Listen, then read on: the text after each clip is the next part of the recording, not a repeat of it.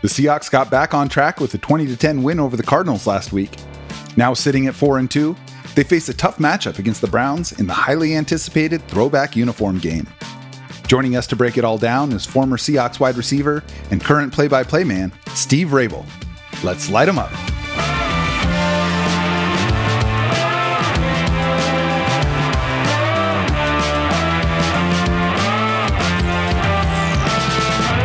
I'm Jacson Bevins, and this is Cigar Thoughts. Welcome back to the Cigar Lounge. I am Jacson Bevins, and along with my handsome producer, Mike Barwin, this is the Cigar Thoughts podcast. Mike, how are we doing today? Feeling great, man. Gassing me up over here. Come on now. We're doing well. It was a weird weekend of dysfunctional football. I think that Arizona can head back to the desert for a while on both fronts, but yeah, man, ready to attack the week. Excited for this episode. How are you? I'm fantastic, man, and extremely excited for today's show. The Seahawks got a big win. They're fourth in the last 5 games and have a tall task facing them this weekend. We're going to dive into that and a whole lot more with today's guest, but first, a quick reminder that we've got our own cigars now, and if you're watching on YouTube, you can see exactly what they look like. As many of you know, we partnered with one of the most prestigious cigar manufacturers in the world to release these official Cigar Thoughts cigars, which you can order directly from cigarthoughtsnfl.com. Just follow the link to get these easy-to-smoke stogies rolled with 13-year aged premium Dominican tobacco leaf, or hit us up on Twitter or Instagram and we'll send you the details directly. As we've mentioned before, a box of 10 of these stogies with this particular blend would normally go for between $350 to $400, but our partnership allows you to get your own bundle of 10 for just $169. It's less than half of MSRP, and the cigars come with a Bovita humidification pack and a Mylar storage bag to make sure they stay fresh whether you have a humidor or not. We also appreciate the love y'all have given our YouTube channel, which is one of the best ways you can help Cigar Thoughts grow. So we're grateful for the few seconds you can take to subscribe and like the videos. And Mike, it wasn't the prettiest game we've ever seen, but that's hardly been the recipe for the Seahawks anyway. What does matter is that they seem to be much more in sync, especially on the defensive side of the ball, where they've held their last 3 opponents to under 9 points per game. Now, they've got a big test against maybe the best defense in the NFL this year, as they welcome the 4-2 Cleveland Browns to town in a game that's going to feature the best uniforms in the entire league. That's right. It's throwback week, and I literally don't think we could ask for anyone better to be in the lounge with us than the guest we have today. He was an original member of the expansion Seahawks in 1976, where he spent 6 years playing wide receiver and is now in his 20th season as the team's play-by-play man. He is a man with the history of the Seattle Seahawks woven into his DNA and has what may be the most recognizable voice in the Pacific Northwest. He is Steve Raible. Steve, thanks for coming in. Jacson, my pleasure. Thanks for having me. Absolutely, man. Listen, as a fan, as someone who writes about this team, I'm grateful for every week that I get Seahawks football in, regardless of the outcome. But even so, this week feels special. You're right. It is. I had this conversation with my wife, Sharon, for one, when we knew this was going to be throwback week. And I think she was the one that noted, when you're old enough that you have throwbacks back to the very beginning of the franchise, then you're getting old. And she's absolutely right. But for us, they were just our jerseys and our pants and our helmets. And I will tell you, back in the day, when you left the team, as I did, I retired. So I literally went out of my own accord right before the 82 season. I got the mesh bag, they have the laundries the way they did, the mesh bag that had my jock socks and t-shirt in it and an old road jersey. And that was all I got. I didn't get my helmet, nothing. And those helmets were just absolutely gems. And I wish I had gotten one. I got my Georgia Tech helmet, for crying out loud. It's made out of leather and some plexiglass on the front. But the Seahawks helmet I never got. So I'm really looking forward. I mean, I just can't wait to see the guys out there in those old uniforms. And this week it's going to be terrific. Yeah, well, that's one of the things that I've appreciated about the Seahawks franchise is that they've been really willing to lean into their history and stay connected with players and coaches and even members of the media from teams past. Like you said, you actually wore these colors, but since you've been essentially with this team since its inception, what was your reaction when you found out that they were finally going to release these? Well, you know what the biggest problem was helmets. the league was not going to allow teams to have two different helmets. Right. Well, the helmet is kind of what makes the throwback uniform really work. The silver pants and silver helmet with the old kind of brighter green Seahawk with blue, navy blue, and the logo on it. So until the league finally said, okay, we'll let you guys do two helmets. And now that's opened the door for all the teams. You saw it this last weekend, Tampa Bay. They wore their creamsicle uniforms and their old, pirate helmets, and they were just so cool. They looked so, they were truly the throwbacks. So that's been the biggest thing over the last few years, is getting that done. Now that we can have two helmets. I will tell you though, if you're a player, we'd put a helmet on at the beginning of training camp, and maybe by the end of training camp, those pads or those straps in the helmet or whatever kind of helmet you had were finally contoured to your head, and it was finally fitting right. I'm not sure what they do with these new helmets, whether they can take the guts out of your old helmet and put it into the new shell or not. It's a question I have to ask, because if they're just putting on a helmet with brand new padding inside, hell, I had a headache for 3 days when I first put on the helmet just so it could start to, mold to your head. So I'm interested to hear about that. But the rest of it is going to be so cool. Yeah.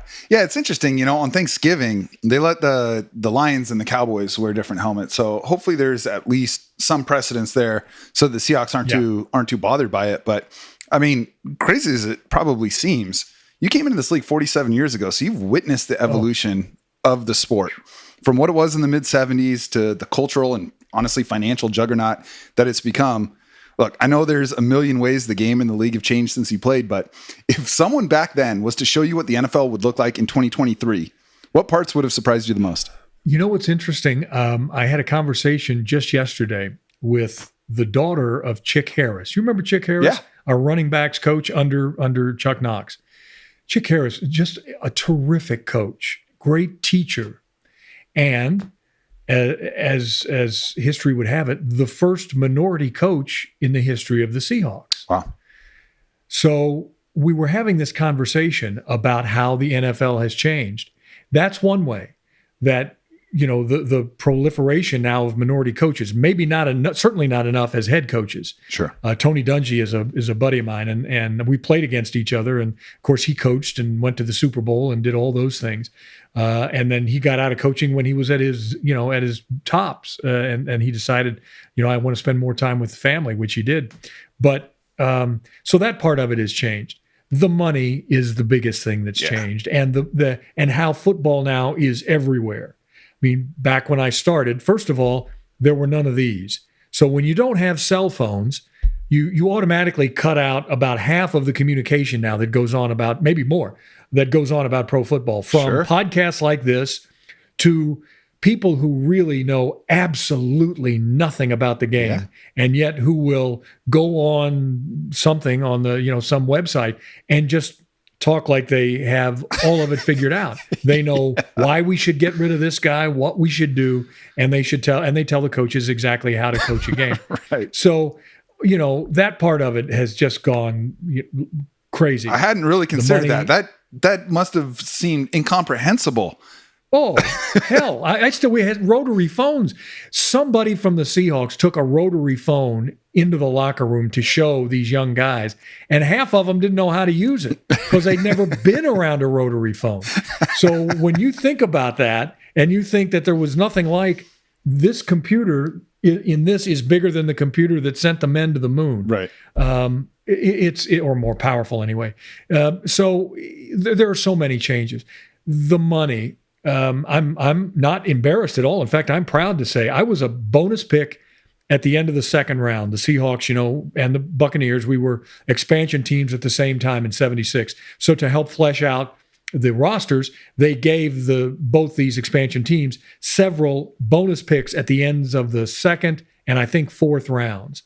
So Sherman Smith, you remember the name Sherman Smith, our great running back. Sherman Smith and I were the two bonus picks at the end of the second round. So for me, the draft was, I got a call from a guy who later became my agent because there was no ESPN. Sure. There was none of that stuff. In '76, I made $27,000 as a second bonus pick in the second round. I made 35 my second year and 43 my third year, none of it guaranteed. And I had a signing bonus of 45 that was spread out over 3 years. So by the time I got the 15 grand bonus pick with interest rates and taxes at that time, I think I got a check for about $8,500. Oh my goodness. And that was how I started my career. And trust me when I tell you, I thought I was the wealthiest man on the planet because I had never seen money like that. Yeah. So the money now, second round picks signed for $1 million bonus and then some. You know, I mean, it's exponentially so much bigger. But because TV money has become so much greater, and TV has changed the face of football as well. When I was growing up, there was one game on a weekend, and then the AFL rolled around, and there was two, one on NBC, one on CBS. And then Fox got into it, and then ESPN, and then everybody started bidding it up. And you have what you have today, you know, 4, 5, 6, $7 billion deals with the NFL over a couple of 3 or 4 years. So that part of it has been amazing. The great part about football is, you know what? The game, even though it's so much more complicated and all that, it still comes down to a few things. It comes down to hitting, tackling, blocking, running, throwing, catching. Yeah. All the things that they did in the 30s and the 40s and the 50s. So that part of the game is still the same. The athletes are tremendously more accomplished, and they have so many more things going their way. Their ability to heal after a game, the medical opportunities they have, the food that we used to eat donuts in the morning for breakfast, like 3 days a week. Yeah. What the hell do we know? You know, now these maybe guys a side of cigarettes to go with it. Just hello. We had guys that smoked in the locker room at halftime. I mean, that was just part of the game. You know, they tell you to hydrate. I'm going to get a 6-pack of Olympia. So that was how we did things back in those days. It's a whole lot different now. Yeah, totally. God, Mike, couldn't we just sit here for the next 3 hours and talk to Steve about his experience? You could, but my soup would with his franchise on the sport. Yeah, I want to know with the throwbacks this weekend. Say, you know, worst case scenario comes around and the Seahawks go down a couple of pass catchers with injuries. Are you ready to suit up? Let's you ready go. to put it all on the line for the team? You know what? If they asked me, I would absolutely say, no, you're insane. And then I'd walk away. My nephew, who is from Bellingham, we were talking about Bellingham. Yeah. He grew up there, went to Bellingham High School. He is my stats guy in the booth. So cool. He's terrific. Yeah. He's been doing it now for a number of years. And before that, he was our production assistant. So he's been around this a long time with me in the booth. He's worked 3 Super Bowls with us now. And so all is great. The joke in the booth is that there's going to come a day when his name is Riley, when Riley has to wheel Uncle Steve into the press box and dab his chin right before the game, put his headset on and tell Uncle Steve, okay, go. And then I'll try to do a broadcast. So I hope to be able to do it that long. But no, I am physically just able enough to do these broadcasts. That's it. Oh man, I mean, I think I speak for everyone. I say we hope you do it forever, man, because like you're as much a part of the experience as anything else, man. It's just wild to hear your voice talking face to face right now. And like, look, I know the people listening would love to just do story time for the next couple of hours as well. I know I would, but I do really want to get your thoughts on the 2023 team because it's looking more and more like they've got something cooking here. Like, I don't think we've quite seen them play to their potential in all facets at the same time yet, but for the 4th game out of the last 5, they did enough to get the victory. And you know better than anyone how tough wins are in the NFL, regardless of circumstances. So what stands out to you most when you look at this team, and how are they different than teams even of the last 10 to 12 years? Sure. Well, the thing that stands out for me is the defense and how well the defense is playing. I don't know that any of us could have, Pete certainly could have imagined it. John Schneider, when they were drafting these guys and putting this group together, and with the boatload of draft choices that we were able to get in the deal for Russell, I know they have a way, Pete has a way that he wanted to play defense, and Clint Hurtt is defensive coordinator. But you got to have some of the right people in places to do that. You know, we talk about a lot of defenses. Philadelphia is a great example. They're built from the front back. Mm-hmm. If you look at that front 4, Philadelphia's defense, they are loaded. I think 3 of the 4 are first-round draft choices. They are all either Pro Bowl caliber or gonna be. Oh, they're like a front 8. I mean, they can just cycle guys in that are almost Pro Bowl level, if not Pro Bowl level. Exactly. You look at us, and I think part of it is because of Pete's background as a safety in college and as a defensive backs coach and a defensive coordinator. His defenses have sort of been, let's build from the back forward. Let's have some great cornerbacks, because once you have guys that can cover, now there are so many things you can do with your other guys. Cam Chancellor became an all-pro because we had cornerbacks that can cover man-to-man. And now Cam could drop down in the box and just literally annihilate people, which he did. And then you have a free safety that can run sideline to sideline on the back end, making big plays. We have that again. So are they the rebirth of the Legion of Boom? Well, that remains to be seen. But right now, these guys are playing just lights out. And the system that we have with kind of a 3 safety system now, and Jamal Adams being that third guy who'll drop down in the box, he's like Cam, but he's also like a linebacker. And Bobby and Jordan are playing great. Julian Love has been literally has been a revelation. He was so good back with the Giants. They let him go. He was a 4-year team captain, and they let him walk. And so we got him, and he's here. And he is such a great guy and such a great team guy. And then Diggsy. So, you got Spoon, you got Reek, you got Trey Brown. That secondary is as good as any in the business. And your inside linebackers are now playing great. The key for this defense was to get the 3 guys up front. And they got exactly who they wanted, starting with Jaron Reed. I mean, he's played just fabulous, just lights out. Because when you think of a nose tackle, you think of an Al Woods kind of guy. 6'3", 345 pounds. Jaron Reed is, a cupcake or 2 over 300. That's all.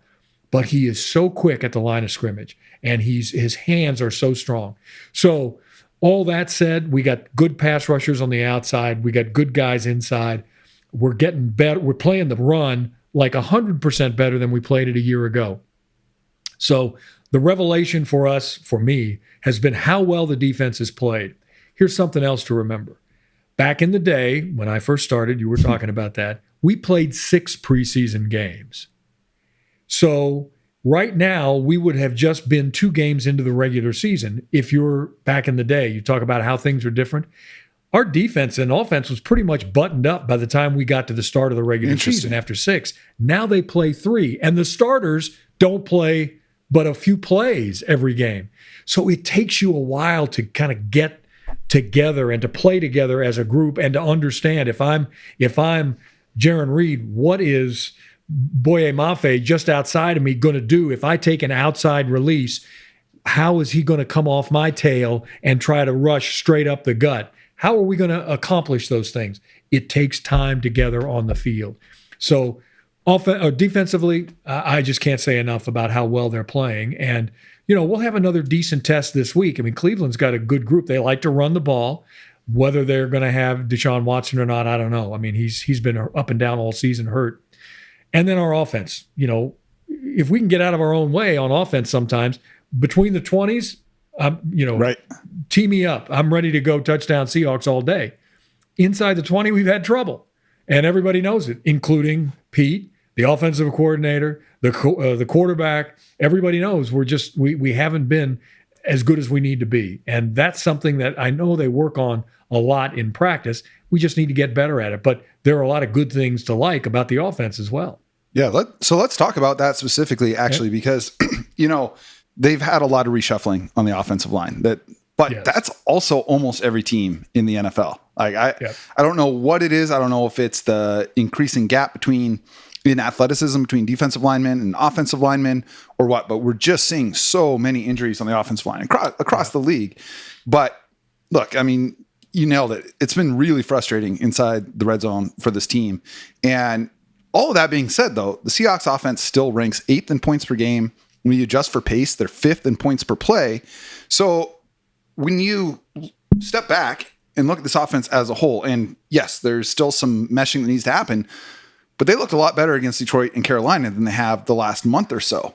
Do you see a good offense here? Do you see a middling one? Do you see a potentially great one? No, I see a really good offense here. And I see an offense, one of the things that, remember those guys I was telling you about a little while ago, that because they have a cell phone and they can talk to people, they kind of think they kind of get it. They know it all.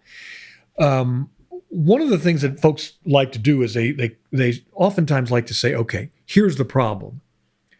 Either it's the offensive line or it's Ken Walker kind of running east and west down there when there's no gap instead of just putting his head down and trying to run through. It's Geno not getting the ball out of his hands. It's the receivers. It's all of those things. And that's what a lot of people don't understand, that there are so many things that have to happen right for you to score. Whether you're out at the 50 or down on the 2, everybody has to do his job every single play.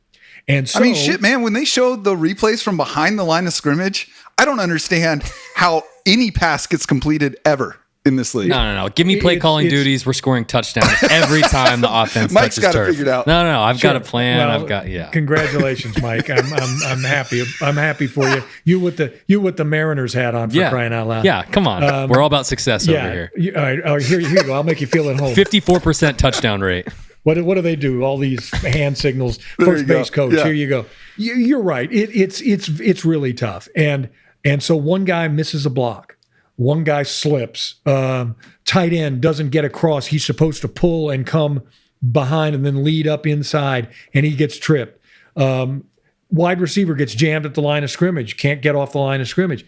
Hey, we had a Super Bowl team that goes into its second Super Bowl game in Arizona against New England, comes all the way down to the second to last play of the game, and two veteran wide receivers don't do exactly what they need to do, and the ball's intercepted, and we lose a chance at a second ring. I had forgotten what happened on that play. I'm so glad you reminded me.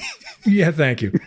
So it happens, and it happens in every game. And the key is to have fewer of those than the guys you're playing. Yeah.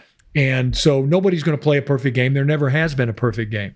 So that's a long way of saying that I like the people that we have in there. For the most part, I like what we do.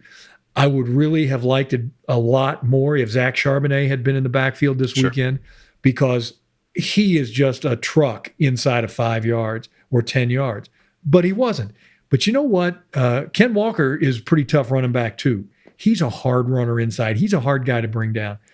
We just need to kind of stabilize that offensive front. We need to get them, try to get those starters healthy. We've had in 6 games, we've had 5 different starting lineups. So you got to get better at that. And I think that will come.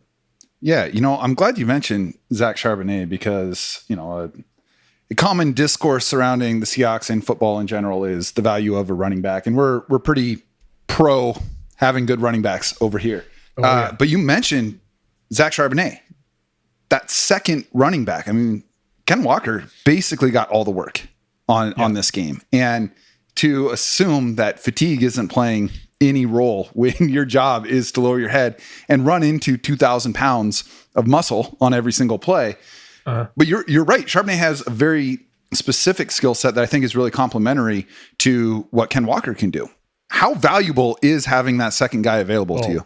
I can't tell you how much. I mean, take a look at our team last year. Well, take a look at it last year. In training camp, or before training camp even, the idea was that Chris Carson was going to be the man, that you were going to have Penny as his backup, who had such a great season the year before, and that you had this second-round draft choice as a rookie who's going to be able to sit and learn and maybe get 4 or 5 snaps a game. Carson never gets to the starting line because of his neck. He has to retire. Penny does a really admirable job. He goes down in New Orleans, and suddenly you have Ken Walker, who's thrown into the mix and said, okay, here you go, young man. You got to carry the load. And he did. And he did a great job. So you cannot have enough of those good guys back there. I think Charbonnet is going to be terrific. And I don't think he's just a red zone guy either. I mean, you can put him out at midfield. He's a terrific receiver. What you have seen us do offensively is probably 1/10 of all of the plays that are in the game plan. Pete's job, as he's told me a number of times, is to just pare everything down every week to make it easier for the guys to digest what we're going to try to do. But I guarantee you there are formations there in their playbook that have Charbonnet and Walker on the field at the same time, almost in an I-back formation or in almost a split T-look formation, to try to give the defense something else to think about. And now, when you play the tight ends as good as we play with our tight ends and as good of blockers as they are, defenses, they got nothing to key on. Everything is balanced. We can give the ball to either guy. We can go to either side. There are so many good things about being a really well-balanced team. And we'll see that more and more as the season goes on. Just got to make sure that Zach is healthy, and he had that little tweak in his hamstring. You don't mess with hamstring tweaks. Right. With a guy like me who was a $27,000 wide receiver, shoot, put him out there. But a guy like Zach Charbonnet, you don't do that. Yeah. So you mentioned balance, and I mean, Pete isn't unique in this regard, but he's as vocal as any other head coach when it comes to wanting balance on offense. And I think that gets misconstrued as, well, he just wants to run the ball all of the time. And look, you just look at the pass run splits, especially in neutral game situations over the last, honestly, 4 or 5 years. That's not the case, but it doesn't mean that there's not value there in that balance. But when you look at this offense as a whole, what would you say is the strength of it? Wow, that's a great question. I know what we want it to be. And actually, I'm going to answer it with what you just said. I think the strength of this offense is going to be its balance, is going to be its ability to run the ball when we want to run it and throw it when either they're not expecting us to throw it or throw for explosive plays. And then when you hit on those explosive plays, and here's a little something that, people don't get a chance to see because they don't watch practice every day. But Geno Smith is as good a deep ball thrower as there is in the NFL.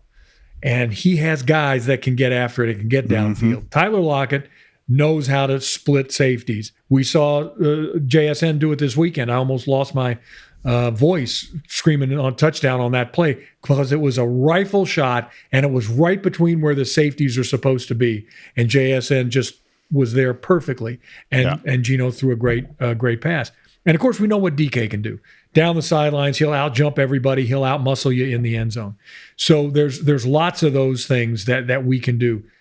The balance of being able to do that when you want to do it, I think, is the key for this offense. And we can still make big plays downfield. You still want to be able to come back if you're behind and win a football game.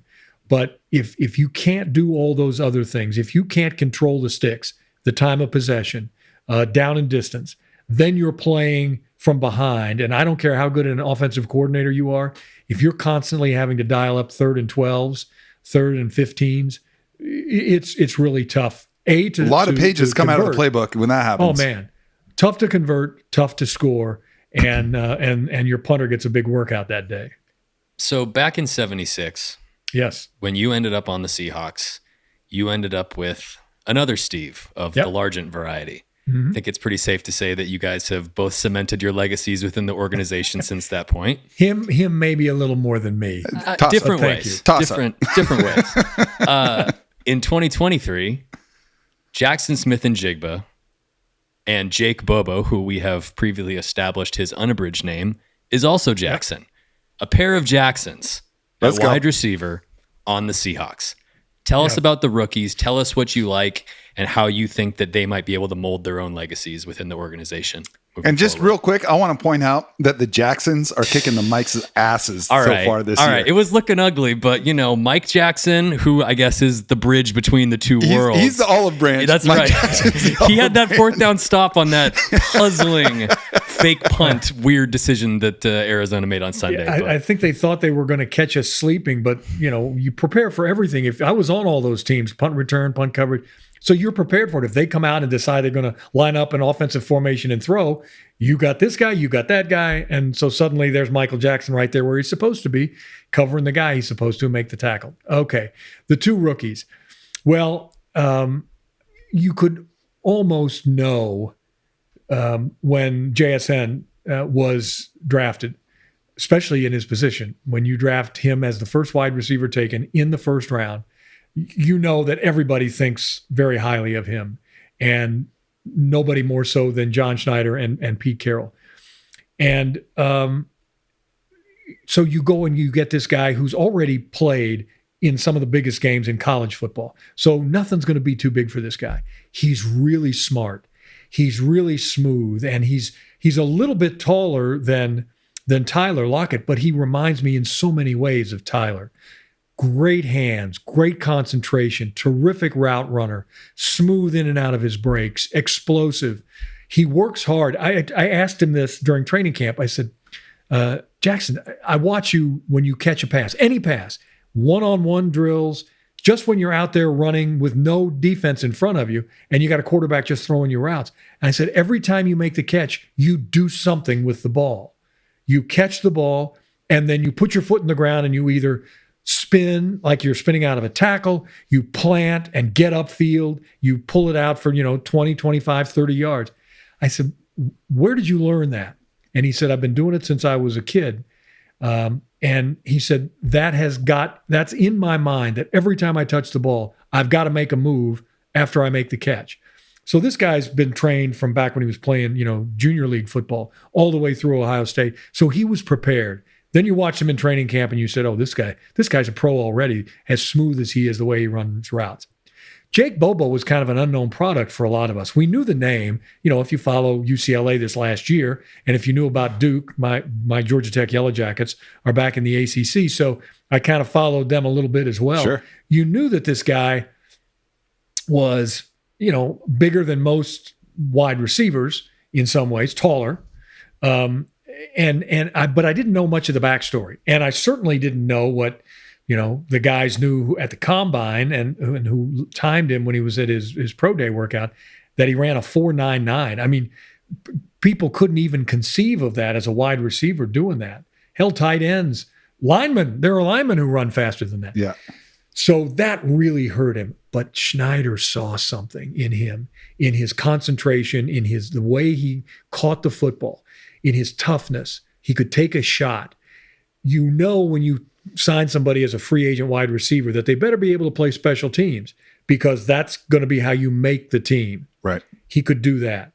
So these guys complement each other in that way. They, Jackson Smith-Njigba is going to be the star receiver, at least to start out.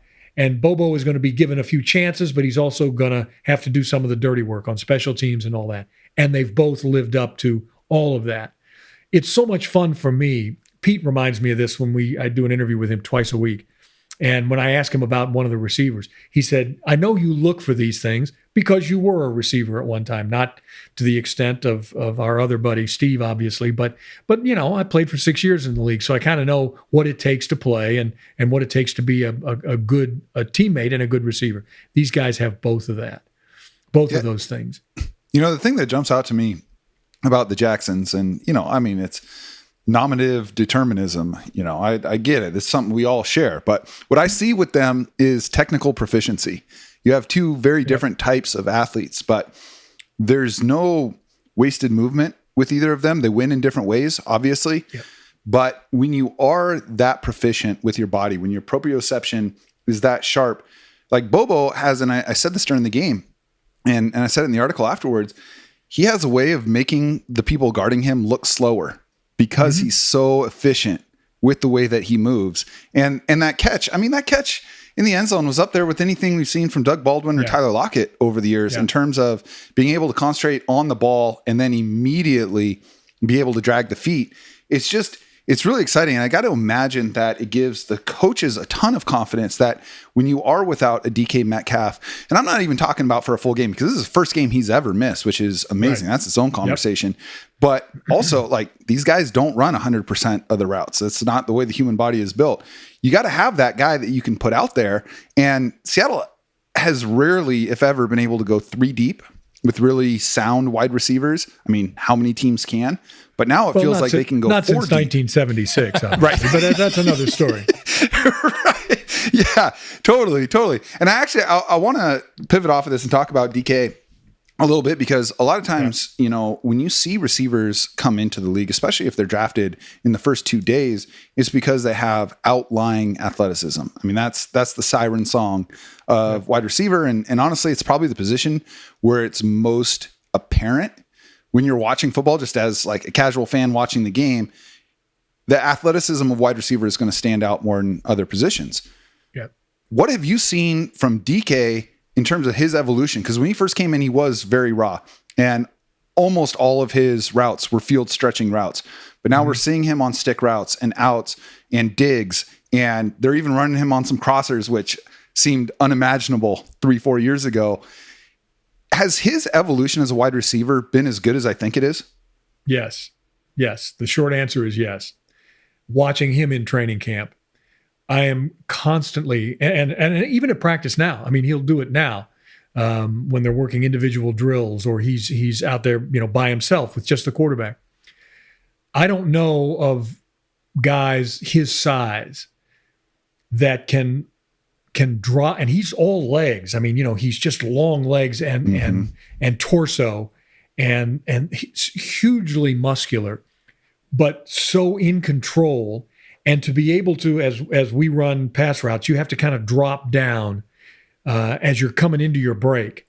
One of my problems I had to learn as a receiver was I used to almost kind of stand up a little as running a pass route on an out cut or an in cut. The natural reaction is okay, slow down a little, and that means standing your body up. No, keep that forward lean. Plant yourself down, put the foot in the ground, and come out of it in one direction or the other. He has become amazing at that, and it's all hard work. But he can explode coming out of that break. He's so quick for a big guy. You talk about Bobo. One of the reasons he makes people around him look a little bit slower is because he understands how to utilize the speed he has, and so the guy who is covering him necessarily is going to throttle down a little bit as he's watching this big, long, gangly guy, and boom, there's the explosion out of the break, and suddenly Bobo's got 2 steps on him. And that's all you need with a good quarterback is a step or 2. So they're just really well coached. They're all great athletes. And I mean, you go down the list, they have guys on the practice squad who would have been players back in the day. I mean, they're just that talented. So it's really fun for me to watch. And I talked to Steve Largent. His nickname is Yoda. So we've called him Yoda since, I don't know, the 70s. And I know we talk about it when we chat, when he's here down on the sidelines before the game, we watch the guys warming up, and we both know that the level of physical ability in players today is just so amazing, and the things that they can do. Yeah. I mean, that's the thing is I feel like the Seahawks pass offense can win a lot of different ways, which is great. I imagine, we had Michael Sean Dugar on last week, and he was like, look, they got a lot of talent in this wide receiver core, but DK is the one defensive coordinators are putting at the top of the list with the bullet, right? He's the one they're shading safeties over the top. He's the one saying, don't let 14 beat us. And then, we can adjust to other stuff. And I think it's easy. You get used to a good thing. We're guilty of that as fans, and the excitement kind of wears off, and all of a sudden it's like, well, this expectation is crazy, and any perception of a player not living up to it all of a sudden means something's wrong or whatever. What I don't want to get lost in the discourse surrounding this team, and especially surrounding DK Metcalf, is he is the focal point. I would imagine the question I asked you about the strength of this offense, I'm guessing most opposing defensive coordinators would answer number 14. They would certainly have an extra meeting. And we always talk about that. Who are the extra meeting guys? Who are the guys that, as a defensive staff, you have to sit down and say, you know what? This guy presents a new problem for us. And not that they'll have an extra meeting now for Jake Bobo, but he's making a name for himself around the league. And defensive coordinators are now saying, we can't just say we're going to put XYZ cornerback on him and just, leave him out there by himself. No, this guy can catch in double coverage. This guy can do everything you need. But you're right. DK is the guy that keeps coaches awake at night. because of what he can do physically. And so that makes all your other guys so much more important, because when they do, bring that safety over the top or run him toward the middle of the field where DK is running, that's when you run JSN on an underneath crossing route. You pop him out free over on the far side of the field. He can turn upfield. In fact, Gino said he missed him in the game. I think it was the game back in Cincinnati. He missed him, didn't see him. JSN doing just that, crossing route, popping out free on the far side. Gino just never got a look at him and didn't throw. So, with a weapon like DK Metcalf, that does open up a lot of things for you, and it makes teams have to defend so many different ways. And then, DK is he's a great receiver, but he's as good a blocker. Great blocker, and man. He knocks guys on their wallets on a regular basis. And so you also have to be prepared for that. If you're a cornerback out there and you're going to play him, you better be ready. Bring your lunch, because it's going to be a long day. Listen, the man's got gravity. He's got gravity when it comes to how the defense plays this offense. And for all of you listening who want to trade him because he's got some personal fouls, I want you to understand what you're losing if you trade a player like DK Metcalf. Yeah, the energy, the determination, the desire to be great, and the desire to be great for his teammates, not just for himself, but for his teammates. Say it louder for the people in the back. Yeah, exactly. And he is such a great young man. I've tried to tell him a number of times, because even to me all the time, yes sir, no sir, please, you don't have to do the sir thing. I'm old, but just raves, Steve, whatever, that's fine. But that's just the way he's built. That's who he is. Yeah. And he's terribly respectful, and that's, there's a great thing about that. And he is, as hard a worker as there is in the locker room. So have no fears about him. Yeah, okay. Pete's going to talk to him. You just got to control your emotions a little bit better, but don't stop doing what you're doing. That's what he was trying to say the other day. He wasn't, blowing off the question about getting a penalty and saying, I'm not going to change the way I do things. What he was saying was, I'm going to keep giving 100% effort every play, whether it's a run or a pass. And sometimes, once in a while, things happen. I apologize for that to my teammates. And then let's go out there and play and knock somebody on their butt again.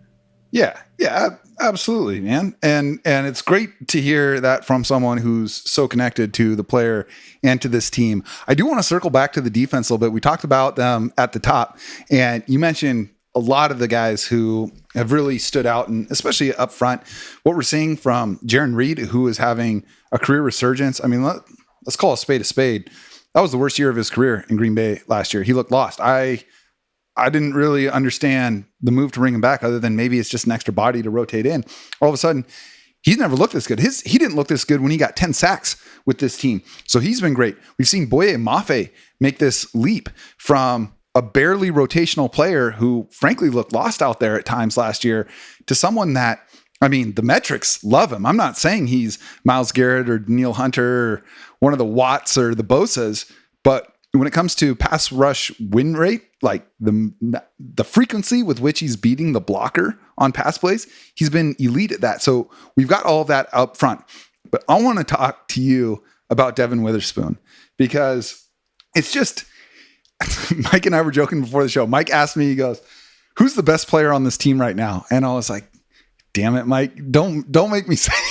Don't make me say it. I knew what the answer was going to be. I was like, I'm racking my brain because I don't want to say a kid that has 5 games under his belt. But I don't think anybody is playing better football on this team right now than Devin Witherspoon. And it blows my mind that he is playing with this level of confidence, this level of mental acuity this early in his career. When you look at Devin Witherspoon, what he's done so far, where does he rank among first-year players you've seen since you've been covering this team? Or even that you played with?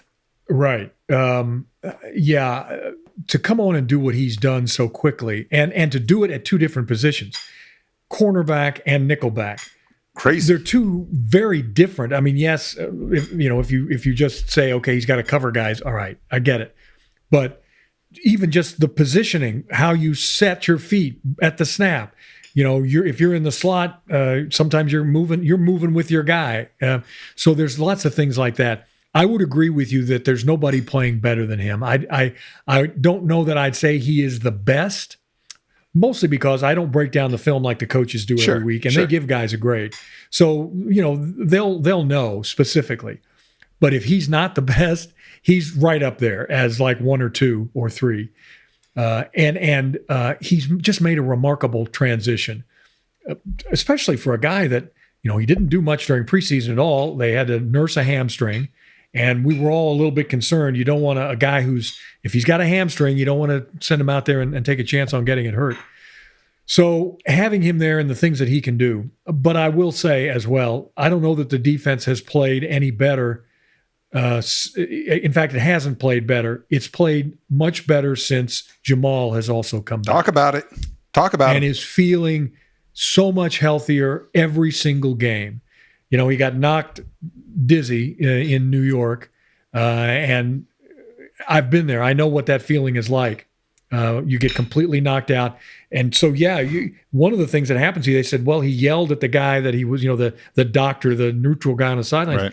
Hell, that's what you do. It unleashes an emotion in your brain. You can't control it.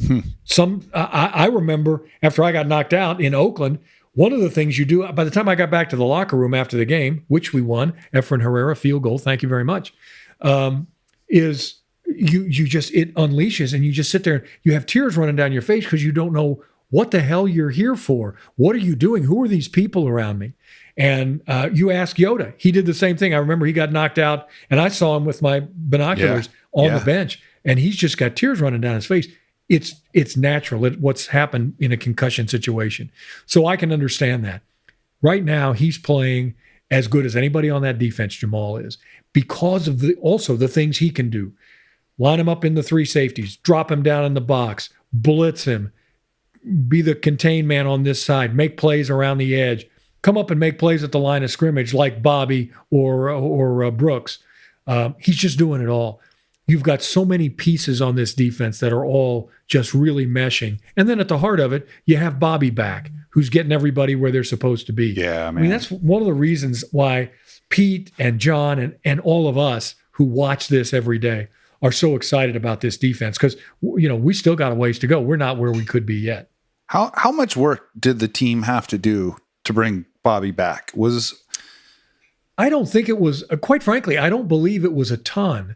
Yeah. I think there were a couple of things that happened, one of which is the Rams decided, okay, we really now want to get younger. We're going to go in a different direction. They had a bad season last year. So if ever they're going to, the old saying is if you're going to take a bath, take a long hot bath and start making all those changes now. So they wanted to get a new guy in as their guy in the middle. And so they released Bobby after 1 year. So, and here we are in late December with our middle linebacker, Jordan Brooks, who's made all the calls all season long, who learned at the feet of Bobby Wagner as a young guy, going out with an ACL. And so now suddenly he's done. You don't know how long it's going to take him to recover. So, and Bobby has his home up here. He still comes back. He still works out here. And so I think there were a lot of things that kind of came together. Bobby's his own agent. Mm-hmm. So at some point there had to be that connection after the season between John and Bobby himself to say, hey, what would you think of if, we can't afford to pay you $18 million a year. That's not going to happen. But we want to have you come back and be the guy that you are, take that next step to the Ring of Honor and the Hall of Fame. And oh, by the way, we're going to have a young, fast, aggressive defense that you're going to be in the middle of, and we just might go places. And I think all those things spoke to Bobby. Yeah, he's such a big Teenage Mutant Ninja Turtles fan. And I feel like now he's Splinter, he's like coaching up all the young turtles, and he's the sensei now. And it's been really, really awesome to watch. And frankly, they're going to need that a little bit more now because the team received some really tough news here in the last day or so with the loss of Uchenna and Nwosu. The hope was that it was a pectoral sprain, which is a problematic injury on its own. Now sounds like he needs surgery, going to be done for the year. Who steps up in this absence, because he's been the most productive pass rusher on this team since he came over, led the team in sacks last year. He's been the most explosive guy off the edge so far this year. Do they have that guy on the roster? Well, remember, he was tied for the most sacks last year, and he was tied with Darrell Taylor. That's right. Who played really good in his absence on Sunday. Yeah, he every so often, Darrell kind of makes up his mind that he sees an opening and he's going to take it. And oftentimes what happens is there's a reason why there's an opening there. It's because they want you to take it, because that means you're either going to give up contain or somebody's going to come and block down on you and they're going to pop around it. So you're absolutely right. He's the Ken Walker of the defense in that way. That's right. He is still learning on the job. And remember, he was, a rookie that didn't play at all as a rookie. Last year he played and got better as the season went on. Mm-hmm. He has had to learn a little more about playing the run defensively. He's not as good at that as Boye, which is one of the reasons Mafe kind of had moved into the starting job. Taylor's going to have to step up. Derek Hall, the rookie, he is a phenomenal athlete. You talk about if DK Metcalf is carved out of granite, so is Derek Hall. And I just love the kid because of his backstory about being a preemie who was literally born without a heartbeat. And here he is now, a 260-pound outside linebacker, defensive end for the Seahawks in the National Football League. I mean, he's just remarkable, and he's such a terrific young man. So he's going to be asked to step up. Tyreek Smith could be brought back off of the injury list. He flashed a little bit against Detroit. Yeah, they don't have to go out and trade guys, I don't think, to get somebody, unless there's somebody out there that John really wants and that Pete really wants. And then what do you have to give up? And then how much money do you have under the cap? Right. All those things would have to figure in. But now you're starting to get into the time of the season where, it's tough when you start bringing new guys in if they're not familiar with your system. Now you got to teach them, and you can just kind of turn them loose, but then you're having to cover for that. Yes. And so why not use the guys that you have? And you've got guys that you've used high-round draft choices to get. Why not play those guys? So I think that's probably what's going to happen. And then if you start to get into a situation where, okay, well, we get somebody else hurt. Now we got to start rethinking those other options. But for now, I think we probably have enough talent to be able to continue on. I mean, Chenna, you know what? And Pete, I saw he said it on Monday afternoon. I didn't have a chance to go to the press conference after the game, but on Monday. But he said Chenna's going to be as difficult to replace in the locker room as he is on the field because of the leader that he is, and that's something now that you can't buy. You can't go out and sign off the street. So those are the guys that you have to develop from in-house. And you have Bobby, and you have Jordan, and you have Jaron. All those guys are leaders. Diggsy, my God, he's a terrific leader. Jamal Adams. I mean, you got a bunch of those bell cows. So defensively, I hate to see Chenna go down, especially go down for the season. But you got a pretty good group of guys on defense to cover for that. Well, and it speaks to something that, I'm a pro analytics guy, but it speaks to something that doesn't get captured in EPA and in DVOA, and that's culture. And it's tough for a lot of people, and I struggle with this sometimes too, to put too much weight into it because you can't quantify it. But there's no doubt that there is a culture, not only from the top down with what Pete Carroll has built and the way that John Schneider has supported that, the way the ownership, frankly, has supported it, but the guys in the locker room.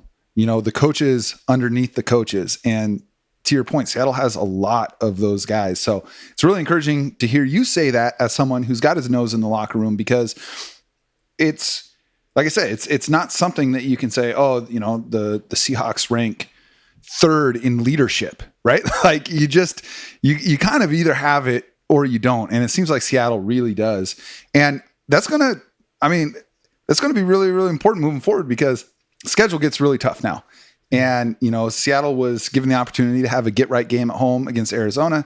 Not that any win in the NFL is easy, but you've got a team that is floundering a bit. And you can make some mistakes against Arizona that you can't make against better teams. And one of those better teams is the Cleveland Browns, who are coming in with an identical record. They've been winning without their starting quarterback. They had, until this past week, statistically, the best defense that the NFL had seen in decades. I'm talking LOB included through 6 weeks of a season, 5 weeks of a season.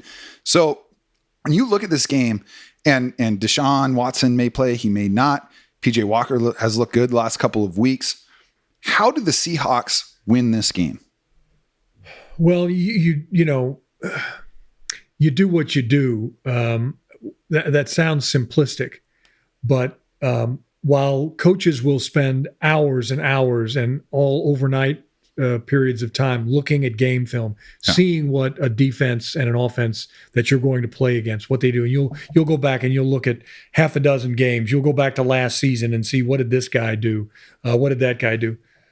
Ultimately, what a coach will tell you is, but bottom line is, it's not about them. It's about us.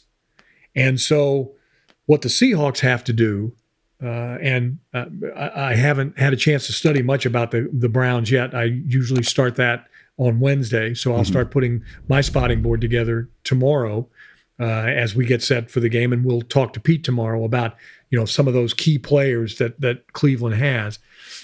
But ultimately, it's going to be, what do the Seahawks do? What are the things that we need to continue to get better at? We've talked about red zone. We want to continue to run the ball well. Ken Walker, over 100 yards.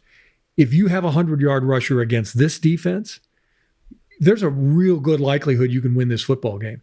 If for no other reason than because your offense has stayed on the field. You have kept, you know, the time of possession in your favor. You've kept the sticks in your favor. That's generally what a 100-yard rusher does.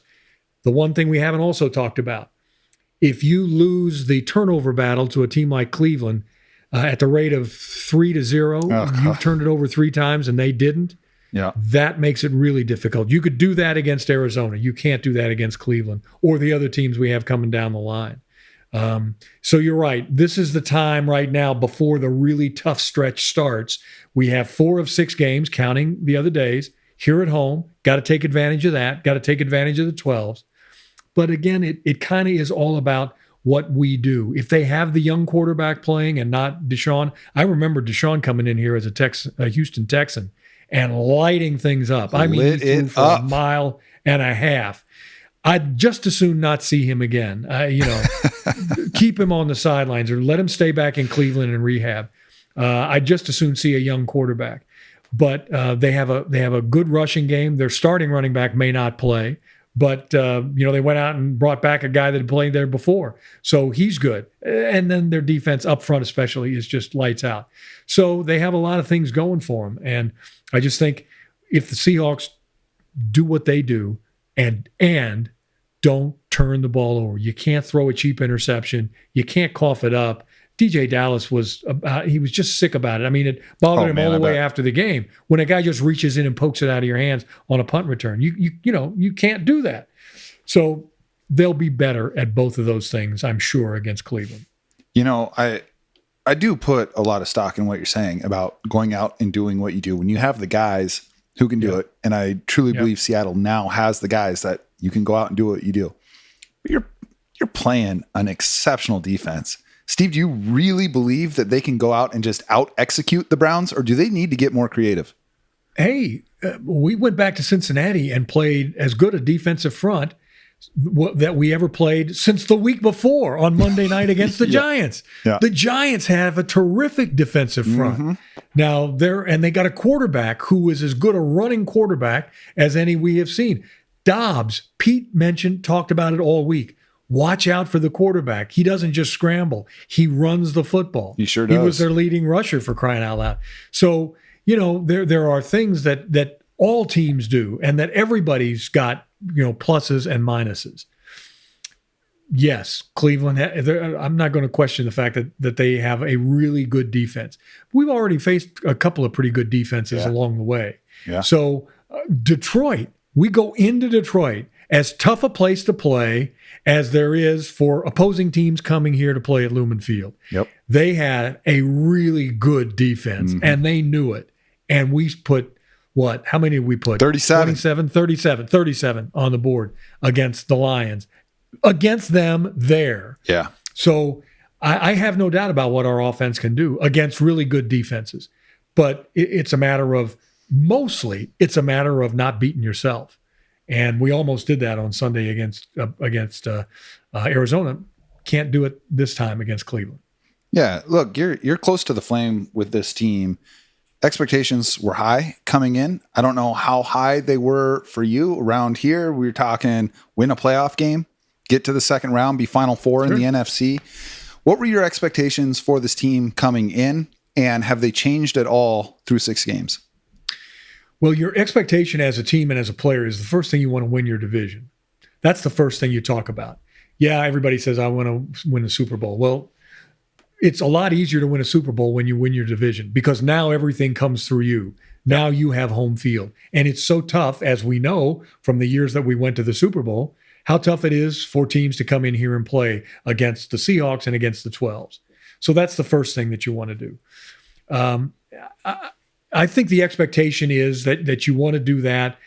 Yes, everybody's obviously looking at the 49ers and saying at the beginning of the season, gosh, this may be the best team we've seen in a decade, with all the pieces that they have in place. Mm-hmm. Terrific receivers, a young quarterback who has turned into a really good quarterback, a great running back who is a Swiss Army knife, a defense that has, 3 or 4 starters up front who are all D1s, first-round draft choices, a secondary that has been picked over a little bit in free agency, but they still got some good guys. Teams are kind of laying them bare a little bit now the last 2 weeks. Mm-hmm. Niners have lost 2 games in a row. I don't know that anybody would have thought they'd lose 2 games in a row this season. Lose 2 games, period, let alone 2 games in a row. So things have a way of evening themselves out.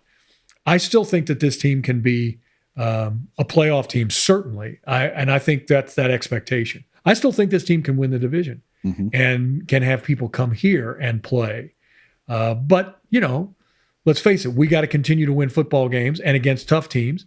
And to win your division, you have to win games at home. And we already lost 1 against the Rams. And, oh, by the way, that was a division game. So that one really hurts your opening day.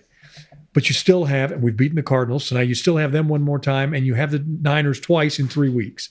One of them is on Thanksgiving night. And then you go down there a couple weeks later and play them. You win 4 of those 5. You got to go to L.A. yet. L.A. is kind of dog paddling a little bit right now. So any given Sunday, as trite as that sounds, but you better make it happen, A, at home, and B, against division opponents. Yeah.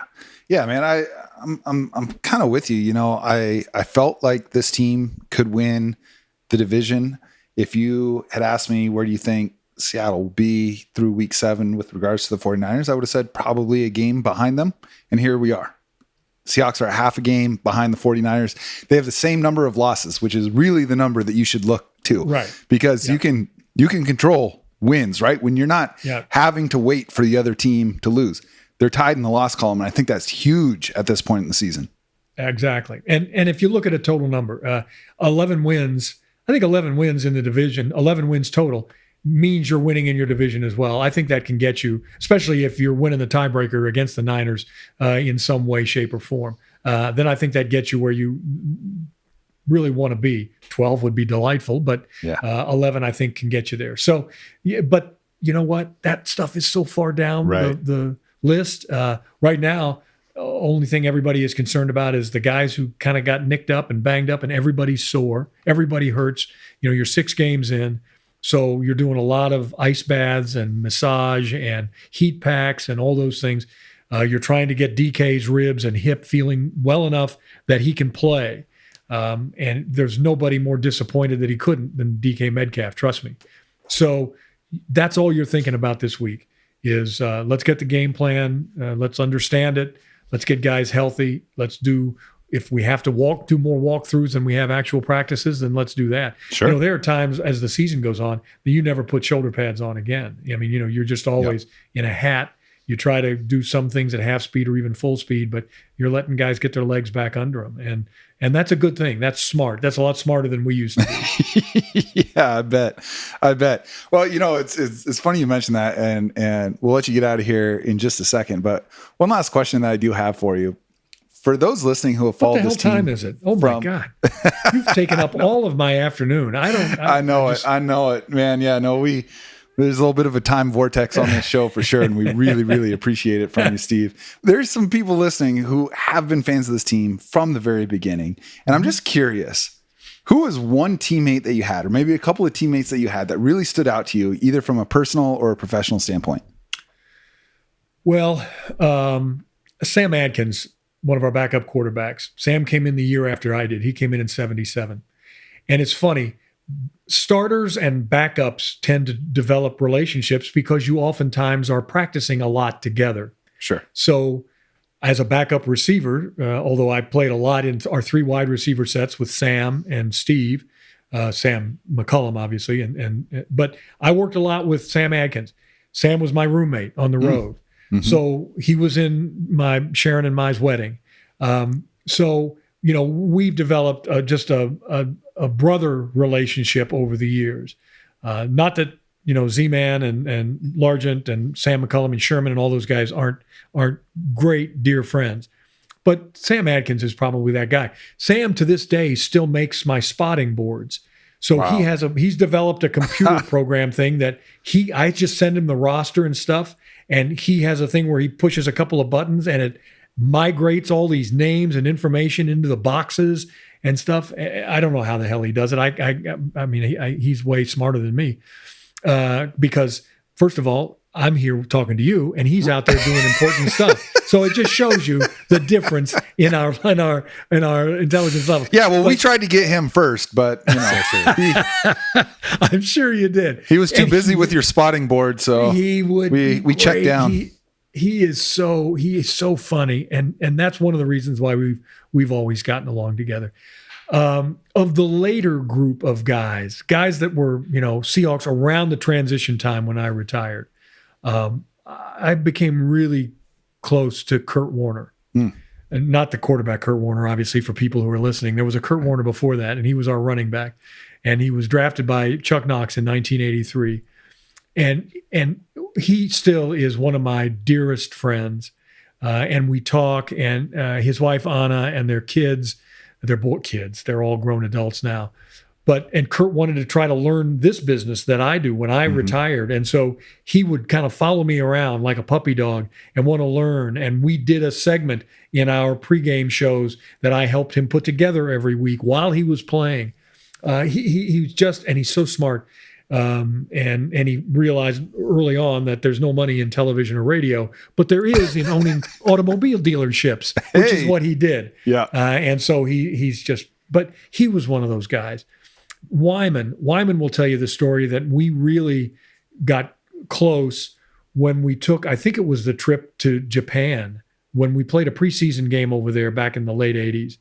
And neither of us could sleep on planes. So we ended up standing in the galley for like 5 of the 9 hours of the flight just talking. Wow. And he wanted to know about how I got to where I was, and I wanted to know how he got from Stanford, and a guy coming out of Stanford that had such a bad knee injury that a lot of teams didn't want to touch him.